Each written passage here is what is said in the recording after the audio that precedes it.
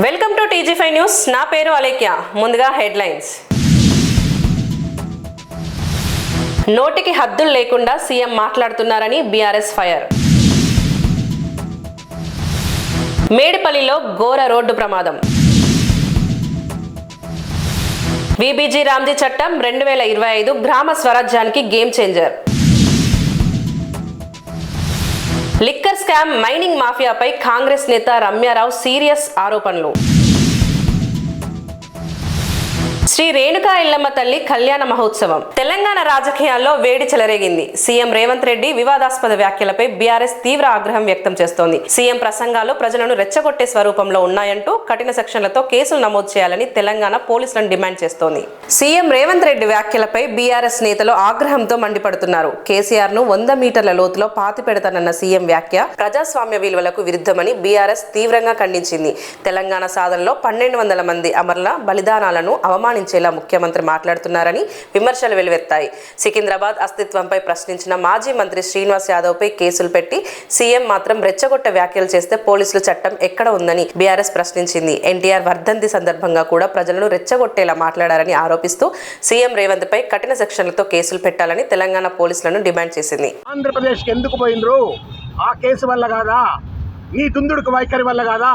ఇది తెలంగాణలో ఉన్న తెలుగుదేశం పార్టీకి నువ్వు చేసిన నెంబర్ 1 ద్రోహం. రెండవ ద్రోహం నేను చెప్తా ఉన్నాను రేవంత్ రెడ్డి గారికి. నీకేం తక్కువ చేసింది ఆ తెలుగుదేశం పార్టీ? వర్కింగ్ ప్రెసిడెంట్ చేసింది. చంద్రబాబు నాయుడు గారు ఉమ్మడి ఆంధ్రప్రదేశ్లో అసెంబ్లీ జరిగితే పక్కన కూర్చోబెట్టుకుంటుండే, పిలిచి ప్రతిసారి సమావేశాల్లో పక్కన కూర్చోబెట్టుకుంటుండే. కొనసాగింపుగా తెలంగాణ వచ్చిన తర్వాత కార్యనిర్వాహక అధ్యక్షుడు అని చెప్పని వర్కింగ్ ప్రెసిడెంట్ చేసిండు. ఆర్థికంగా సామాజికంగా అన్ని రకాలుగా ఎదగడానికి వనరులు కల్పించి పార్టీ నీకు తోడ్పడ్డది వర్కింగ్ ప్రెసిడెంట్ చేసింది. ఎన్టీఆర్ ట్రస్ట్ భవన్ నీకు చెప్పింది. నువ్వేం చేసినావు? తెలుగుదేశం పార్టీని లాతుకొట్టినావు, ఎన్టీఆర్ భవన్ లాతుకొట్టినావు. అక్కడ ఉన్న కార్యకర్తల మనోభావాలను వంచిస్తూ చంద్రబాబు నాయుడును లాతకొడుతూ నువ్వు ఎలా ఆ రోజు కాంగ్రెస్ పార్టీలోకి వచ్చినావు? నీ స్వార్థం కోసం. నువ్వా తెలుగుదేశం పార్టీకి అన్యాయం చేసింది? లేదు, బీఆర్ఎస్ పార్టీ ఇక్కడ నాయకత్వం తెలుగుదేశం ఉండొద్దని చెప్పని కుట్రలు చేసిందా? దయచేసి చెప్పు. నీ కుట్ర వల్ల, నీ కుతంత్రం వల్ల, నీ చిల్లర రాజకీయంతో, నీ అగుడబడ్డ కక్కుర్తి రాజకీయంతో తెలుగుదేశం నష్టపోతే ఆ బురద కేసీఆర్ గారికి బీఆర్ఎస్ పార్టీకి అంటగట్టి నువ్వేదో ఉద్ధరిస్తున్నట్టు, ఎన్టీ రామారావుకు నిజమైన నివాళులు ఇస్తున్నట్టు, చంద్రబాబు నాయుడుకు నువ్వు ఏం చేసుకుంటా చేసుకోబాయి. నువ్వు ఆయనకు బానిసగా ఉంటే ఉండు, లేకపోతే నువ్వేమన్నా ఉండు, కానీ ప్రజలకు అర్థమవుతుంది కదా నువ్వు తెలుగుదేశం పార్టీకి చేసిన అన్యాయం. ఇవాళ ఇంకొక విషయం అడుగుతా ఉన్నాను.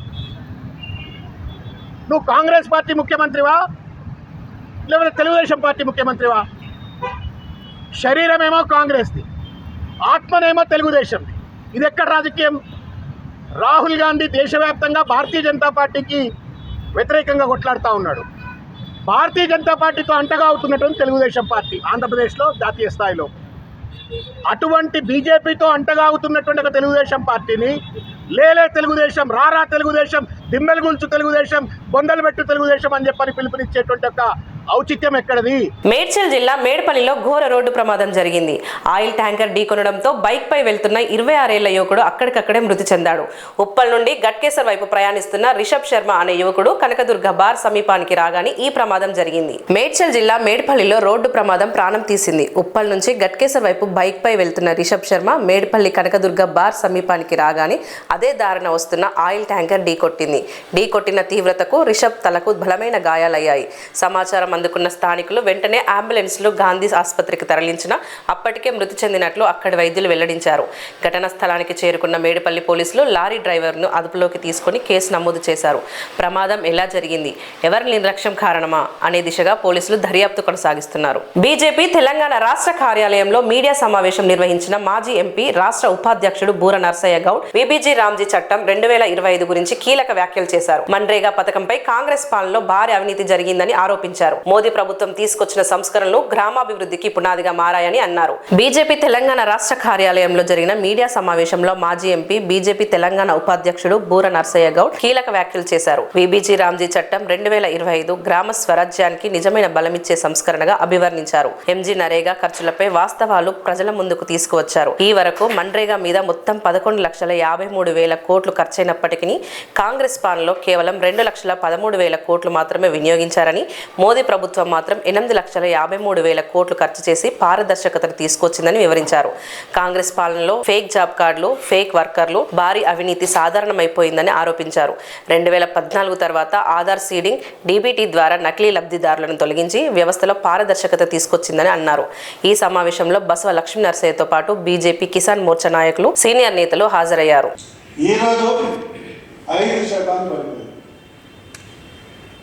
ఈరోజు మోడీ గారు కోవిడ్ టైం నుంచి ఇప్పటి వరకు ప్రతి మనిషికి 80 కోట్ల మందికి 5 కిలోల రేషన్ ఇస్తున్నారు ఉచితంగా. ఎక్కడన్నా ఆకలి షాప్ ఉంది. అందుకొరకు ఈ యొక్క నిర్ణయకాలు అత్యధికంగా నిధులు ఇచ్చింది మోడీ గారు 8,57,000 కోట్లు. కానీ ఈ నిధులు ఉపాధి ప్లస్ ఉత్పాదన, రూరల్ ఇన్ఫ్రాస్ట్రక్చర్ ఉపయోగపడాలనే ఉద్దేశంతో కొంత మార్పులు, చేర్పులు జీరాంజీ అని బిల్లు పెట్టడం జరిగింది. Guarantee Rozgar and Ajeevika mission Gramin. ఇక ఏమన్నా అంటే గాంధీ గాంధీ గాంధీ అందరు మనసులో ఉన్నారు, అందరు జేబులో ఉన్నారు. ఇక్కడ ఉన్న మీడియా మిత్రులు కానీ ప్రతి ఒక్క మనిషి జేబులో ఒక 2 నోట్లు ఉంటాయి. ముఖ్యమంత్రి జేబులో ఉండకపోవచ్చు కానీ ప్రతి ఒక్కరి జేబులో నోటు ఉంటుంది. ఆ నోటు మీద గాంధీ గారు ఉంటారు. గాంధీ గారిని గుండెల్లో పెట్టుకున్నాం. ఈ నకిలీ గాంధీలందరూ వచ్చేది గాంధీ పైన ఖరాబ్ చేశారు. ఇప్పుడు గాంధీ అంటే ఏ గాంధీ అనుకోవాలి? ఇందిరా గాంధీ అనుకోవాలా? రాహుల్ గాంధీ అనుకోవాలా? ఇంకేమైనా వడ్రా గాంధీ అనుకోవాలా? లేకుంటే సోనియా గాంధీ అనుకోవాలా? ఏ గాంధీ అనుకోవాలి? ప్రజలు కన్ఫ్యూజన్ అవును. మళ్ళీ దాన్ని కూడా మోడీ గారు ఎందుకు పోతే జీ రామ్జీ ముందర గాంధీ ఎంత గాంధీ. అందుకొరకు ఏమన్నా అంటే పేరు మార్చారు. ఈరోజు అంటే మా నాయకులు చెప్పారు, అరే మేము ఢిల్లీలో బయలుదేరితే ఇందిరాగాంధీ ఎయిర్పోర్టు, హైదరాబాద్కి వస్తే రాజీవ్ గాంధీ ఎయిర్పోర్టు. ఇది ఇంతకంటే ఏం కాదు కదా. అందుకొరకు దయచేసి ఈ అంశాన్ని మీ ద్వారా ప్రజలకు, ముఖ్యంగా సర్పంచులకు, రైతులకు, గ్రామ కూలీలకు, వర్కర్స్కు, కూలీలు కాదు వర్కర్స్కు అందరికీ అందే విధంగా మీరు తీసుకెళ్లాలని నా యొక్క మనవి. తెలంగాణ రాజకీయాల్లో మరో పెద్ద వివాదం బయటకు వచ్చింది. లిక్కర్ స్కామ్, మైనింగ్ మాఫియా, భూదందాలు ఇవన్నీ ఒకే సూత్రంలో కుమ్ముకున్నట్లు కాంగ్రెస్ నేత రమ్యారావు ఈ రోజు ఈడీ కార్యాలయం ముందు చేసిన ఆరోపణలు హల్చల్ సృష్టించాయి. మాజీ ఎంపీ జోగినపల్లి సంతోష్తో పాటు ప్రదీప్ రెడ్డి, శ్రీనివాస్ పేర్లు తెరపైకి రావడంతో రాజకీయ వర్గాల్లో ఉద్రిక్తత పెరిగింది. ఏమంటున్నారు రమ్యారావు? ఏ మేరకు ఆధారాలు సమర్పించారంటున్నారు? లిక్కర్ స్కామ్, క్వారీ మాఫియాలో దాగి ఉన్న అక్రమ వ్యవహారాలను బహిర్గతం చేస్తూ కాంగ్రెస్ నేత రమ్యారావు ఈడీ కార్యాలయాన్ని ఆశ్రయించారు. మాజీ ఎంపీ జోగినపల్లి సంతోష్, ప్రదీప్ రెడ్డి, శ్రీనివాస్ పై తమ వద్ద ఉన్న ఆధారాలతో ఫిర్యాదు చేసినట్లు ఆమె వెల్లడించారు. 2013 నుంచి ఈ ముగ్గురు నిర్వహిస్తున్న క్వారీలు అక్రమాలకు అడ్డాగా మారాయి. పక్కనే ఉన్న మమ్మల్ని ఇబ్బంది పెట్టారు, అక్రమ సంపాదనను లిక్కర్ స్కామ్లో పెట్టారు అని రమ్యారావు ఆరోపించారు. ఇంతటితో ఆగలేదు. మైనింగ్ కి సంబంధించిన ప్రతి వ్యవహారంలో ఈ ముగ్గురు ఆధిపత్యం చెలాయిస్తున్నారని, తమను భయభ్రాంతులకు గురి చేస్తున్నారని ఆమె వాపోయారు. ఆడపిల్లలను సోషల్ మీడియాలో అసభ్యంగా దూషించిన ఘటనను కూడా తీవ్రంగా ఖండించారు. శ్రీనివాసరావు ఉన్నాడు, వాళ్ళ షేర్స్ కూడా ఉన్నాయి. నేను అవి కూడా చూపిస్తాను. ఎవరి షేర్ ఎంత అనేది కూడా దీంట్లో ఉంది. ఇది 2013 నుంచి నడుస్తున్నది, ఇప్పుడు నడిచేది కూడా కాదు. ఇదిగోండి వాళ్ళ షేర్స్ చూడండి. ఇదిగోండి Srinivasa Rao share 25%, Santosh Kumar share 25%, Pradeep Reddy share 25%, Shuddhodan Reddy share 25%. Granite క్వారీలలో ప్రతి దగ్గర శాండ్లో, ల్యాండ్లో, మైనింగ్లో ఎక్కడ చూసినా వీళ్ళే, సర్వం వీళ్ళే. లిక్కర్ స్కామ్ను వదలరు వీళ్ళు, లిక్కర్ను వదలరు, వాటర్ను వదలరు, మనుషులను వదలరు, ఎవరిని వదలరు. వీళ్ళకి తీసుకుంటూ పోతే చూపించడానికి మీడియాకు కూడా ఇబ్బందిగా ఉంటుంది. ఆ రకంగా వీళ్ళు చేసే వ్యవహారాలు. మరి వీళ్ళు ఈడీకి ఇచ్చే స్టేట్మెంట్లో కూడా మాకు పబ్బులు ఉన్నాయి, మేము పబ్బుల్లో నుండి దందాలు చేస్తాము అని నిస్సిగ్గుగా, సిగ్గు లేకుండా వీళ్ళు స్టేట్మెంట్లు ఇస్తారు. ఆ స్టేట్మెంట్లో ఏదో మేము మోరల్గా చెప్పేది కాదు, వాళ్ళు ఇచ్చిన ఈడీకి ఇచ్చిన స్టేట్మెంట్లనే రికార్డ్ అయ్యి ఉంది. ఈ భారత ప్రభుత్వం స్టాంప్ కూడా ఉంది, చూడండి. కవితకు వాళ్ళకి ఏం సంబంధము?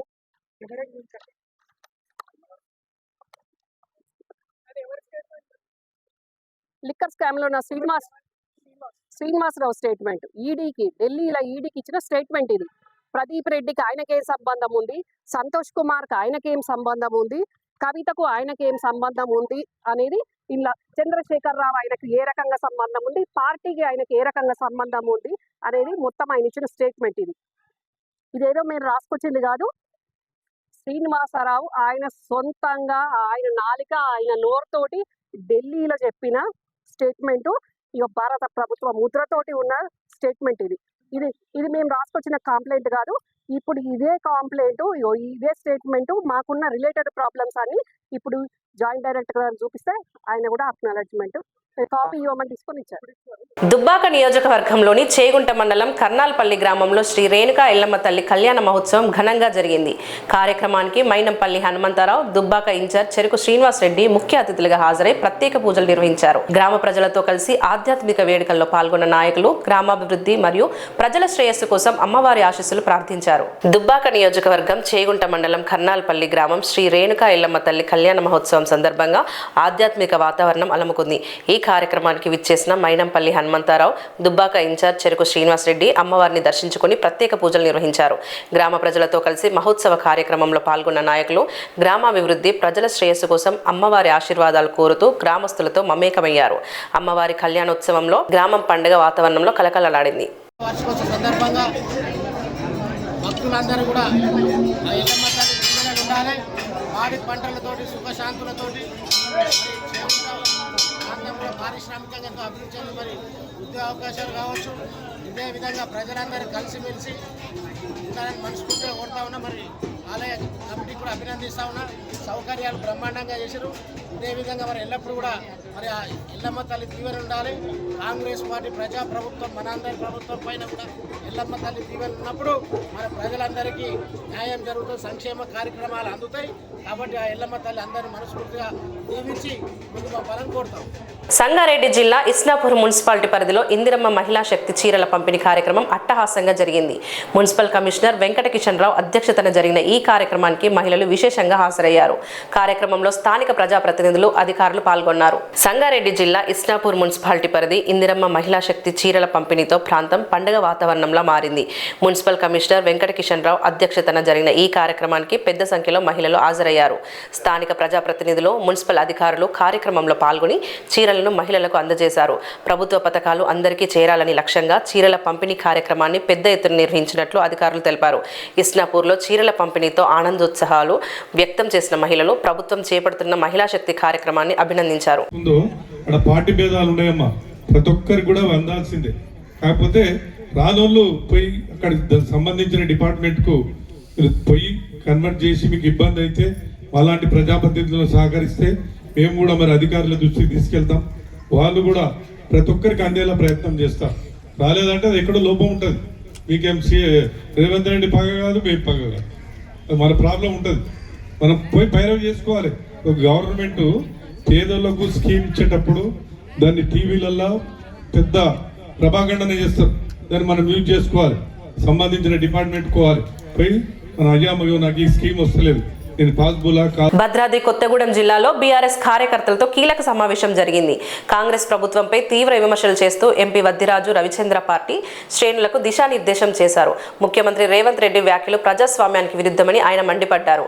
అదే సమయంలో బీఆర్ఎస్ ప్రచార సామాగ్రి, బాకీ కార్డులు, మున్సిపల్ ఎన్నికల స్టిక్కర్లను విడుదల చేశారు. ఎంపీ వద్దిరాజు రవిచంద్ర, జిల్లా అధ్యక్షులు రేగా కాంతారావు, మాజీ మంత్రి వనామా వెంకటేశ్వరరావు కలిసి సమావేశాన్ని నిర్వహించారు. ఈ సందర్భంగా మాట్లాడుతూ బీఆర్ఎస్ బలోపేతాన్ని తట్టుకోలేక ముఖ్యమంత్రి రేవంత్ రెడ్డి నోటికి ఎలాంటి నియంత్రణ లేకుండా మాట్లాడుతున్నారని ఎంపీ రవిచంద్ర విమర్శించారు. ముఖ్యమంత్రి పదవిలో ఉండి హింసను ప్రోత్సహించేలా వ్యాఖ్యలు చేయడం తీవ్ర అభ్యంతరకరమని మండిపడ్డారు. ఎంపీ రవిచంద్ర విడుదల చేసిన బకాయి కార్డులు, మున్సిపల్ ఎన్నికల స్టిక్కర్లు వీటిని గడప గడపకు తీసుకెళ్లి ప్రజలకు కాంగ్రెస్ ప్రభుత్వ వైఫల్యాలను వివరించాలని శ్రేణులకు సూచించారు. కాంగ్రెస్ ప్రభుత్వం ప్రజలకు భారీగా బకాయిలు పడిందని ఆయన ఆరోపించారు. కొన్ని మున్సిపల్స్తో పాటు ఇక్కడ ఉన్నటువంటి కార్పొరేషన్ కూడా ఎన్నిక రాబోతుంది. దానికి బీఆర్ఎస్ పార్టీ ఎప్పుడు ఎలక్షన్ వచ్చినా, ఎలాంటి ఎలక్షన్ వచ్చినా సంసిద్ధంగా ఉన్నటువంటి పార్టీ బీఆర్ఎస్ పార్టీ.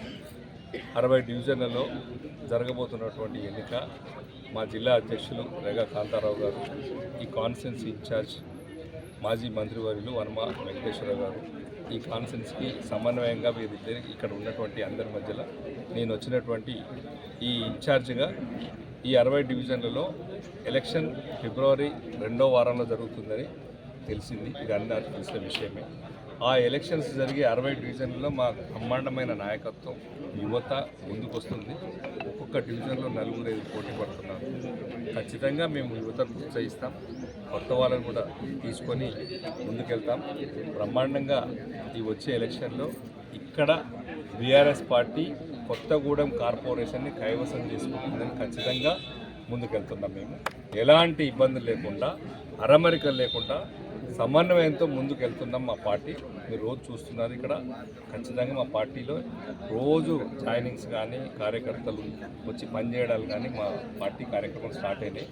రేపటి నుంచి ప్రతి డివిజన్లలో మేము ముగ్గురం, కాంతారావణ, నేను, ఇక్కడ ఉన్నటువంటి వర్మ గారు కానీ, ఇంతకుముందు ఉన్నటువంటి ఆ మేయర్ సీతాలక్ష్మి గారు, ఎక్కడెక్కడ మా ప్రజాప్రతినిధులు ముందున్నారో యాక్టివ్గా ఉండే చురుకైన కార్యకర్తలు అందరూ కూడా పక్కన ఉన్నటువంటి గ్రామ పంచాయతీ, ఇక్కడ ఎలక్షన్ లేని వాళ్ళు ఈ నియోజకవర్గాలు కానీ పక్కన ఉన్నటువంటి పినపాక నుంచి కానీ అందరినీ తెచ్చుకొని ప్రతి డివిజన్ నుంచి కూడా కొంతమంది ఇన్ఛార్జ్ తీసుకొని కష్టపడతాం.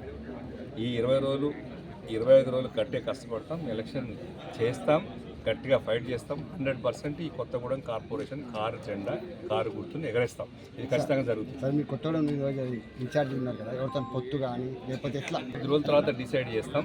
ప్రస్తుతం మా మొన్న సర్పంచ్ ఎలక్షన్లలో కూడా సిపిఎంతో పొత్తుంది ఉమ్మడి జిల్లాలో. ఆ దిశగా పోతున్నాం. ఉండే అవకాశం ఉంది కొత్తగూడెంలో కూడా, మిగతా దగ్గర కూడా సర్దుబాట్లు అవుతున్నాయి. ఇక్కడ కూడా ఉండే అవకాశం సిపిఎం పార్టీతో ఉంటుంది. ఇంకేదైనా ఉంటే కూడా మేము వెల్లడిస్తాం, దాంట్లో ఇబ్బంది ఏం లేదు. మా పార్టీతో కలిసి వచ్చేవాళ్ళు ఎవరైనా యాక్టివ్గా ఉన్నవాళ్ళు అందరినీ తీసుకుంటాం, కలిసిపోతాం, మా కొత్తగూడెం కైవసం చేసుకుంటాం. ఎందుకంటే ఇంతకుముందు ఉన్నటువంటి కొత్తగూడెం చైర్పర్సన్ మున్సిపల్ ఎలక్షన్ జరిగింది. దాంట్లో 36లలో 25 గెలిచి ఎట్లయితే సాధించుకున్నామో మళ్ళీ ఇప్పుడు కూడా అదే తిరిగి గెలిపించుకునే దిశగా మా ప్రయాణం సాగుతుంది. బీజేపీ సంస్థాగత ఎన్నికల ప్రక్రియలో కీలక దశ పూర్తయింది. నామినేషన్ ప్రక్రియ ముగియడంతో బీజేపీ జాతీయ అధ్యక్ష పదవికి నితిన్ నబీన్ ఏకగ్రీవంగా ఎంపిక కావడం ఖరారైంది. రిటర్నింగ్ అధికారి డాక్టర్ కె లక్ష్మణ్ పత్రికా ప్రకటన విడుదల చేశారు. దేశంలోని 36 రాష్ట్రాల్లో 30 రాష్ట్రాల్లో అధ్యక్ష ఎన్నికల ప్రక్రియ పూర్తయిందని, ఇది అవసరమైన 50% కంటే ఎంతో ఎక్కువ అని బీజేపీ సంస్థాగత ఎన్నికల జాతీయ రిటర్నింగ్ అధికారి డాక్టర్ కె లక్ష్మణ్ పత్రికా ప్రకటనలో వెల్లడించారు. బీజేపీ జాతీయ అధ్యక్ష పదవికి మొత్తం 37 సెట్ల నామినేషన్లు నితిన్ నబీన్కు మద్దతుగా దాఖలయ్యాయి. అన్ని నామినేషన్లు చెల్లుబాటుతున్నట్లు రిటర్నింగ్ అధికారి తెలిపారు. నామినేషన్లు ఉపసంహరణ గడువు ముగియడంతో బీజేపీ జాతీయ అధ్యక్ష పదవికి నితిన్ నబీన్ మాత్రమే అభ్యర్థిగా ఉన్నారని డాక్టర్ కె లక్ష్మణ్ ధృవీకరించారు. దీంతో నితిన్ నబీన్ బీజేపీ కొత్త జాతీయ అధ్యక్షుడిగా ఎంపిక కావడం ఖరారైంది.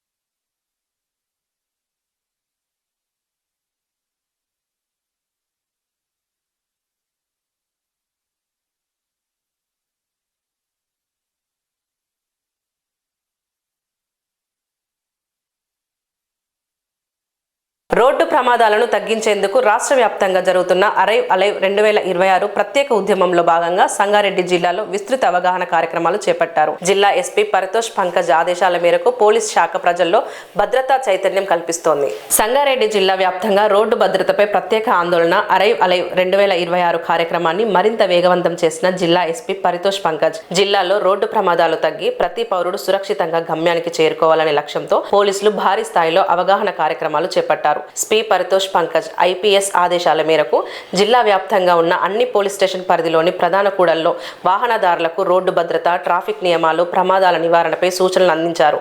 హెల్మెట్ వాడకం, సీట్ బెల్ట్ ప్రాధాన్యత, మత్తులో డ్రైవింగ్ ప్రమాదాలపై అవగాహన కల్పిస్తూ ప్రజలు ప్రాణాలు కోల్పోకుండా జాగ్రత్తలు తప్పనిసరిగా పాటించాలని పోలీసులు సూచించారు.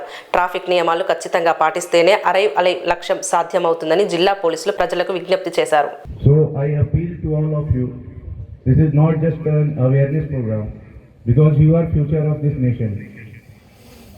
Your parents, whenever they are going out for some work, for some office duties or for other purpose, if they are not using helmet, then you stop them immediately. Tell them helmet is not for you, only for your safety, but it is for our safety also.